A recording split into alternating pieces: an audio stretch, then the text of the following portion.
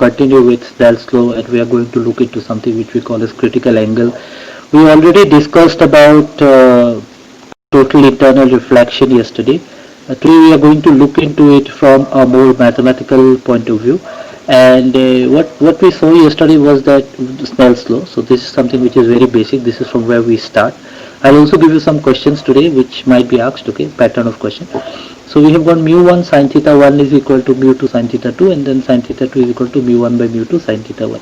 It depends on what kind of system you are considering. If you are considering water air system or air glass, water glass, and so on. So most of the times you will see that the things make simpler. One of the reference is always taken as air. If we take it as air, then refractive index is 1. So there should not be any confusion there. So this is the slide we have done in last class, and then today we are going to continue from here. And today what we are going to look into is nothing but some figures. Okay, and then we are going to look into the mathematical part of that. So if we look into this, here what we see here is that you basically have the diagram or the ray diagram to understand total internal reflection. So before I really go into the sentences, let me just tell you this in very simple words, that mu1 is greater than mu2. That means this is your denser medium and this is your rarer medium. So this might be air, this might be glass. Okay, we are not considering optical fiber now. Let's say this is air and this is your glass. So we have got this, and then what happens is, as a ray of light, laws of refraction, as a ray of light travels from the denser medium to the rarer medium, it will bend away from the normal. So if it bends away from the normal, basically what is happening is you can change the angle. So I keep on increasing and changing the angle, and I reach an angle, certain angle, which is basically called the critical angle, at which I will see that none of the rays are getting refracted. Actually, the ray is going along the surface. It flows along the surface, the ray. Okay, so this is basically called the critical angle. It will be different for different system. Here we can say, let's say water, air, we can consider water, glass, and so on. So if any two system has got different refractive index, there is definitely something which we call as the critical angle. So the angle of incidence, okay, from this end to here, it should be different, and it will be a critical angle based on which you will have it as along the surface. So when it is along the surface, this angle of refraction will become 90 degree. Quite logically, this becomes 90 degree. So in general, if you have it like this will be the angle. But then if this keeps on going and it comes here, basically you are going to have the angle as 90 degree. So this is your theta 2 is equal to 90 degree. We'll use this in Snell's law. What happens in total internal reflection is, if we increase this theta 1, which is the critical angle, slightly greater than the critical angle, the ray of light would move along the surface. It will be getting reflected through the surface. So this is what is happening. So if we actually increase this greater than the critical angle, so the confusion here lies in that sometimes we get confused what is critical angle. So at critical angle it is along the surface. So total internal reflection doesn't take place at critical angle. It takes place at an angle greater than the critical angle. So what happens is, the ray will go and it will come back into the same medium. So angle of reflection and angle of refraction will remain the same. So more or less what happens is, here laws of reflection comes into the picture. So if we just look into the sentences, whatever I said, theta 1 is the critical angle, and then at some point what will happen, the refracted ray will glide along the boundary. So this is the first diagram. In the second diagram, what happens is, at angles greater than theta c, if we increase it greater, the rays will actually reflect back to the denser medium. So this is called total internal reflection. I've just written it in short, but in exam preferably write it full. Total internal reflection. So this is the mathematical form of total internal reflection, and this is what we call as critical angle. There is a question which usually comes, find out the relation for critical angle. This is not the relation. Okay, I'll tell you which relation to find out later. But let's just continue with this. So if we look at use Snell's law now. So since this total internal reflection will basically obey laws of reflection, so this is going to obey laws of reflection. So let's say at the critical angle what happens. So let's say theta c. Theta c is the critical angle. So that means theta 1 will be nothing but theta c. And this can be determined by using the Snell's law very easily, because what happens is, when theta 1 is equal to theta c, we have seen that theta 2 will become 90 degree from the last figure. So we can just replace it. So it is mu1 sin theta 1 is equal to mu2 sin theta 2. Theta 1 is theta c, and theta 2 is equal to 90 degrees. So sin 90 is 1, so you can just keep it as mu2. So that means sine of theta c is mu2 divided by mu1. So that means sine of the critical angle is nothing but mu2 by mu1. There is one more relation we are going to derive. And as I said, if you consider the rear or medium to be air, this mu2 will become 1. Please note this is might not be the case in for optical fiber, because optical fiber there is core and cladding. Cladding has a refractive index of let's say 1.45 and core has a refractive index of 1.465. So there it's not 1, there it is 1.45. So that is there. And then you can just drop this subscript 1, we can just write it down as mu. So we can simply say that sine of the critical angle is 1 divided by mu. But this formula is only valid if the rarer medium is air. Okay, otherwise it's not valid. Otherwise the general formula would be this. So please keep this in, okay, take a note of this. If you are asked in this aspect, find out the relation of critical angle with respect to sine theta in terms of the refractive index. You will simply derive any of the relation. And in addition, you can write down this. The tail question might be what happens if the rarer medium is air and so on. I think you are intelligent enough to understand the pattern of question that might come, but still we will discuss it. But this is more important from your examination point of view as far as this chapter, this topic is concerned. You might be having some descriptive question from here.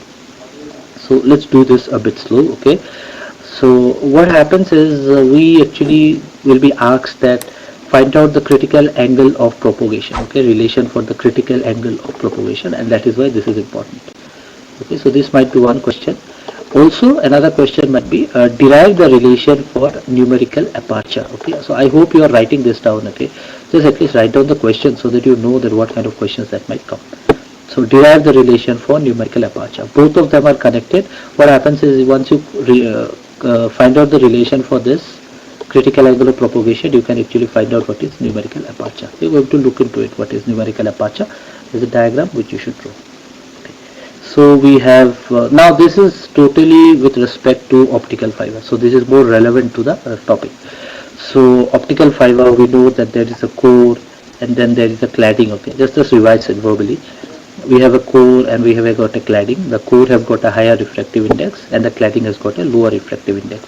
Light will enter the core and then it will not go to the cladding. It will actually suffer total internal reflection and it will come back inside the core only. So it will remain within the core, and as a result of which after multiple reflection it will reach the other end without any loss of signal. Okay, theoretically, okay, some loss is definitely there, but that is minimum. So we have not touched this topic. Probably we are not going to do this because it will be too much for the syllabus. There is something which is called attenuation. So I hope all of you remember this.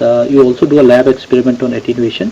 So what is exactly attenuation? Attenuation means loss of signal. So it's not that some signals won't be lost, because you see there is something which we call as conservation of energy. So if it's hitting the wall and then it's making a to and fro motion and then going to the other end, there will definitely be some loss. But the aim is to have minimum loss, and that minimum loss is possible in optical fiber. So this loss is something which is called attenuation, where there is a signal drop. Okay, so what happens is, let's just look into it. Light enters the fiber through the launching end. So I don't need to define what is launching end. We are allowing the signal to flow from the end where the signal is generated, and then on the other end might be the receiver is there. Okay, so you might have let's say an internet connection which is actually connected to the grid. Okay, you will be the receiving end, and from the grid you will actually have the signal which is getting launched. Okay, so what happens is the refractive index will change from core to cladding, as I said, abruptly. So obviously it's abrupt, right? All of a sudden it changes. So let's consider there are two rays, okay, which enters the fiber at two different angles of incidence. So you know, basically when we are considering any optical fiber system, this is a 3D system. You are not having one ray, you are having a cone of rays. So you can understand this. You can enter it from different angles. Okay, you can basically consider it in terms of spherical coordinates. See? So if you just look into this is the diagram which is most important. So if you are asked a question on numerical aperture, this you cannot do away with this diagram. You should be very clear about this.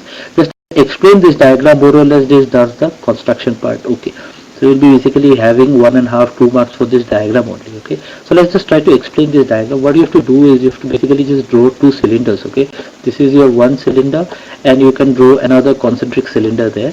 So this concentric cylinder which is at the inner edge will represent the core. Okay, and the outer cylinder will actually represent the clothing. We are not talking about the cover and jacket and all. Okay, we are not concerned about that right now.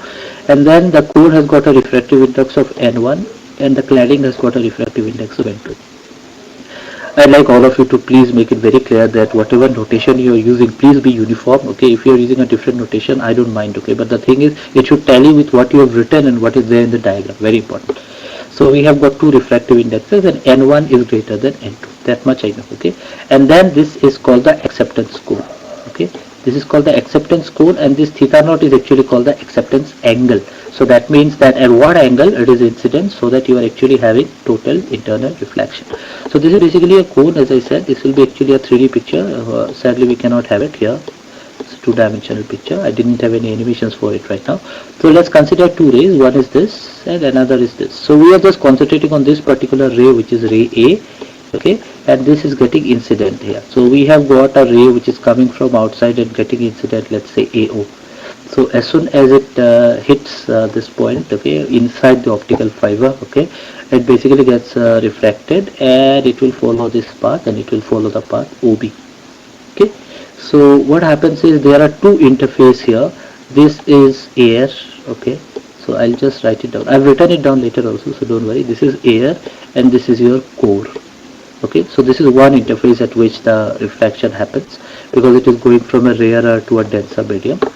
This diagram might not be very much up to the scale, but we can consider this. Okay, and then we have got another medium here, which is nothing but the core and the cladding. This is the core and this is the cladding. So core cladding, there are two interfaces, so air core and core cladding. So you are going to have two types of refraction here, but what we are interested is here. What happens is, if at this particular point it is incident at such an angle that it actually suffers total internal reflection, our purpose is done. But for that, it should actually enter the core at a certain angle, which is we call as the acceptance angle. Okay, so that is important. So this is basically the diagram that we have.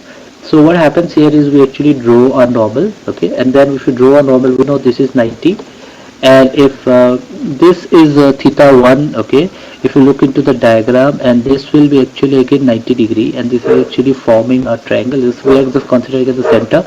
This angle will be nothing but geometrically 90 minus theta 1. Okay, so you can always remember this diagram, and this is called the axis. So this is the center. Okay, so please remember this diagram. I have drawn it very simply. Okay, I have in fact modified what you have done in the class, because I thought that okay, we can actually reduce the information. Okay, just hold on, someone. What we are going to do now is we are going to just find out the numerical problem for this. Okay, just we are going to look into the numerical aspect, but before that let's try to define it. Okay, so if we define it, basically what is happening is this. So I think diagram is more or less clear to you, and then just have a read through to this. Okay, so what we have is ray AO has an angle of incidence theta naught, which is actually called the acceptance angle. I've just not included too many jargons here. This is in short. Okay, if you want to read it, this will be very descriptive, but I've just tried to keep it in short. And refracted along OB. You could always write it down in your own sentences. Okay, I'm definitely not going to judge you on how you write. Okay, but just try to make the grammar and sentences logical. Okay, just don't make too many mistakes. Okay, so that's okay. So don't concentrate too much on memorizing these things.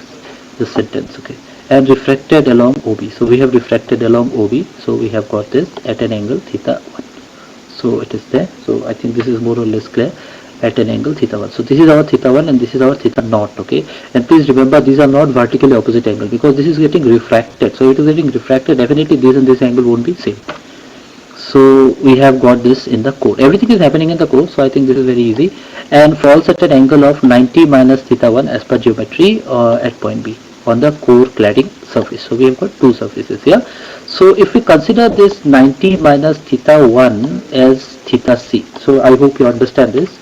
If we consider this angle to be the critical angle, I don't know what will be the critical angle. Okay, we're just generalizing the case. So if this 90 minus theta 1 is the critical angle, the ray won't get refracted, it will actually go along the surface. So this is what is happening here. So this is what is shown here. Okay, so I think this is clear. So if this happens, the critical angle, the ray is refracted at 90 degree to the surface. So you have it at 90 degree. But then you remember, this is the logic. Okay, now what happens is when theta naught is less than is less, okay, sorry, it's not less than, it's just less, okay, I've just used the symbol here. When theta naught is less, so you can just go back here. When theta naught is less, theta 1 will also be less. Theta 1 will be less, that means 90 minus a lesser value will give you a value greater than the critical angle. For example, theta naught is equal to 20 degree, and let's say theta 1 is 30 degrees. So you are going to get 90 minus 30, which is 60. Let's say 60 is the critical angle. Now let's say if theta 1 is less, so let's say this is 10 degree, so this will become, let's say, 20 degree, so this will be 90 minus 20, which is 70 degree, which is greater than the critical angle, because as an example I am taking this as 60 degree. So I think this is very logical, very mathematical. So we have this, so we have 90 minus theta 1 is greater than the critical angle, and what we know that as soon as it is greater than the critical angle, it will undergo total internal reflection. So if you are asked for a simple definition, probably you don't need to go into this mathematical part, but when you are asked for numerical aperture derivation, you definitely have to explain this. So this is actually a very long explanation. I have kept it very short, and this much you write is more than enough. Okay, you don't need to write down too many things here. We'll just write down the terms here what are being used. So theta naught is basically called the acceptance angle, more specifically waveguide acceptance angle. Even if you don't remember waveguide, I don't mind for your exam. And then sine theta naught is basically called the numerical aperture of the fiber. So what we are going to do is we are going to find out what is the relation of sine theta naught with the refractive index and so on. Okay. So the question is, what is numerical aperture? If someone asks you a question in exam, if asked numerical aperture, you don't really need to explain what is numerical aperture, but this is as an additional question, might be one more question. Numerical aperture represents the light gathering capacity of the optical fiber. So you see, it is very simple. You have a greater aperture, the optical fiber can take in more signals. Okay? This light gathering power, this doesn't mean visible light. It might be an electromagnetic signal. If the numerical aperture is large, the cone is large, that means it can absorb or it can get more signals into it. So that is basically called the numerical aperture or the light gathering capacity of the optical fiber. Okay, so let's just proceed this. So what we are going to see is that there are three refractive indices here. One is N0, that might be for air or from which source it's coming, and then N1 core, and then N2 is the cladding. So this would be the surrounding medium. I'm just generalizing. Okay, I'm not considering it air. We are going to take it air later. And then N1 is core of the fiber and N2 is cladding respectively. So see, I've already explained this in the diagram. So when you look into the diagram, whatever comes to you naturally, just write that down. Okay, don't memorize these things. And then if you consider for refraction at the point O, okay, if we apply the Snell's law, so we are going to use the laws of refraction in 2 points, or Snell's law in 2 points. One at the surrounding medium core fiber. So there I have got N0 sin theta naught and N1 sin theta 1. That's why I have done Snell's law separately, so that it's become very clear to you. So I can simply write down sin theta naught is equal to N1 divided by N0. And then we have got sin theta 1, and then we know that sin square theta plus cos square theta is equal to 1. So sin theta is root over 1 minus cos square theta. So we just replaced it and iterated it in terms of 1 minus cos square theta. Why cos square theta? We'll see it into it later. Okay. To see. So this we will mark as equation 1, and then this is what is we are arriving at. So what happens is at that particular point, which is basically called the point B, this is basically nothing but the core cladding interface. Okay, the core cladding interface. So we are going to consider the core cladding interface now. So can we just go back here? So let's see what is happening to the two thetas, okay, in the core cladding interface. So in the core cladding interface, if we just consider this to be 90 minus theta 1, okay, as the critical angle, this will actually more or less be 90 degree. Okay, so this is what is going to happen here. Okay, so we are going to use this. So this is let's say 90 minus theta 1, and the other angle is nothing but theta c. So we can just consider this. So let's see if we can use it. So if it is 90 minus theta 1, which is theta c, this angle, other angle would be nothing but 90 degree. So we are just taking N1 and N2. Then let's not mix up what is N1 and N2. Okay. Okay. So we have got this cos theta 1 is equal to N2 divided by N1. Why cos theta 1? Because sine 90 is 1, and sine of 90 minus theta is nothing but cos theta. And then we have got 90 sine 90 minus theta, which is nothing but cos of theta. Okay. So we have got this. So we can just replace it as cos of theta. So we can actually substitute this equation 2 in equation 1. So what is my equation 1? This is my equation 1. I have already found out a relation for cos, and that is why I've used it, because I want to find out the relation. So I'll just replace it here. So we have got this sine theta naught, which is equal to n1 divided by n2 divided into root over 1 minus cos square theta, and cos theta is nothing but n2 square by n1 square. So you can just replace it, and you see now that we actually have a relation in terms of all the three refractive indices. These three refractive indices will actually govern the acceptance angle, it will actually govern the factor on which the total internal reflection depends, and so on. So refractive index plays a very important role, and this, as I said, sin theta naught is called the numerical aperture. So we have got n root over of n1 square minus n2 square divided by n naught. Okay. This is clear. Okay, let's see this. Yeah, so root over, we can take the LCM, n1 square is there, comes out of the root, n1 gets cancelled, so this is fine. Okay, so this is the relation, and then of course we can use this special condition. Definitely it happens, that is more or less practical, if the surrounding medium is air, and then we basically say n naught is equal to 1. So we have got Na, which is the numerical aperture, which is sin theta naught is root over of n1 square minus n2 square. Okay. So we are actually going to use this to solve some numerical problem. Okay, and I don't want to extend the class, because I think that this is a lot of things to get in. Okay, if I am writing it on the board, it's going to definitely take a lot of time. That's why I have not included the numerical problem. So tomorrow what we are going to do is, we don't have a class at 8:50. Okay, I think it is there, but we are not going to use it because we don't need it, and we'll just go for the 11:20 class. We are going to solve some numerical on the fiber optics, and that will be like all for this particular unit.